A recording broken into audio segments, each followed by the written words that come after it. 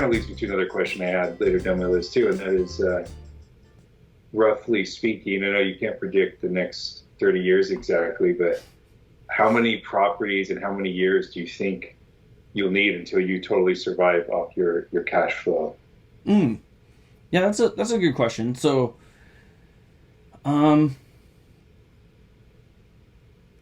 let's see. So, yeah, I really don't want to like provide numbers Oh, specifically. sure, Like, sure, I do at some point want to provide numbers. sure, sure. So I We don't want to can wait provide then. houses, but the amount of years it will take. I think that the cash flow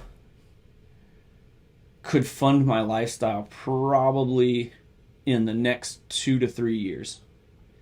The trick is, and I was just, yeah, so like that would just be the cash flow, not the appreciation on the properties at all. That could fund my lifestyle in the next 2 to 3 years. And I'm really excited about that because then, the appreciation also is a big deal. And then I have other assets like index funds so I really like the idea that could cover my lifestyle if it had to. Not that I'm going to, but I was just doing my accounting today for my houses, and I have not had a positive year yet because as soon as I get money, like I've been turning around and buying another property, and then that property takes set up. If it's an Airbnb, you got to consider like furnishing, which is probably the biggest expense, right? And then whatever repairs to the property. There's always something unforeseen. Like we just did a air conditioning repair on a property that I had bought, right? Because we didn't know it because we bought it in the winter, and then the summer comes along, the air conditioning unit fails, and you can't like put people in a house in Texas in the middle of summer without air conditioning.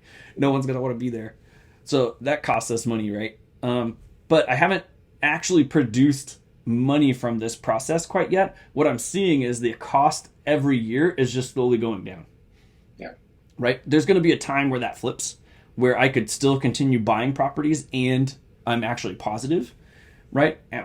But I have a feeling that when that time comes, I'll probably up my game and I'll just be buying more properties. So I don't exactly know. But I guess at the end of the day, like if something were to happen to me, like as far as losing my job, I could just stop buying and then live off the cash flow at some point. I think that'll be in the next 2 to 3 years.